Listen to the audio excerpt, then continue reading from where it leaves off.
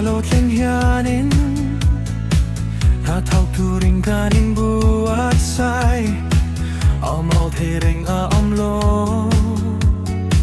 Hatiku linhakan tau ka Tanem ngayava na siem Asura sahnu iklulovin Ni chun zan tiang kan hang rala Naktip naktai don chung zelin in hang fak natur kan song ti Thau the ni alo teng leta E hun chung toi te hi hlim ten Ai lai nang ang mi heo vin Hun ol kan nei te mang thain Lên lai ni am ten che ni la En san na lay nay big lo yan Halo ten ring nun rual sela Nong le mak na sirah no lim Nulung rual tlang dia nang biwa Nilay ni alot len yene Ningay sakto nin bulta nila Le mang inde ton may lovin At tulda na zirang zeli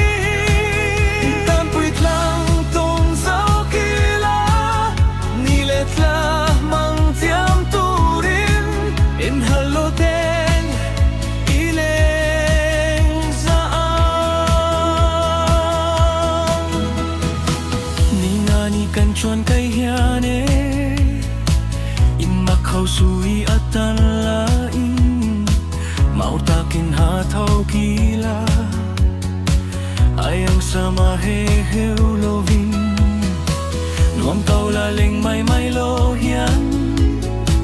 Into del itum ang mu Zir top thailo zir top niya Inmule arna am lo se Ril ruh mun khat put thailo pon Tasik mo puaf pang pang lohya Ay lay nau nang indum tarangin Parang bulsa dialila Nam kantizang buhay pu'y liwin Inrin nituk chuan wa mule Mithardu am takhinang nen Runhung akong dunia lila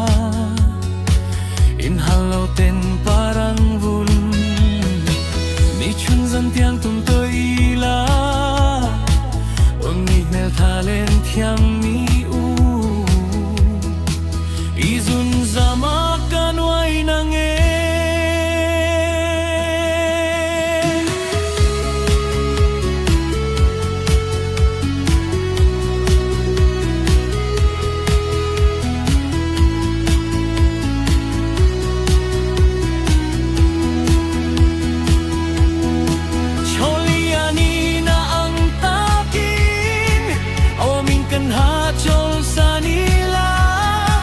Lalpa faka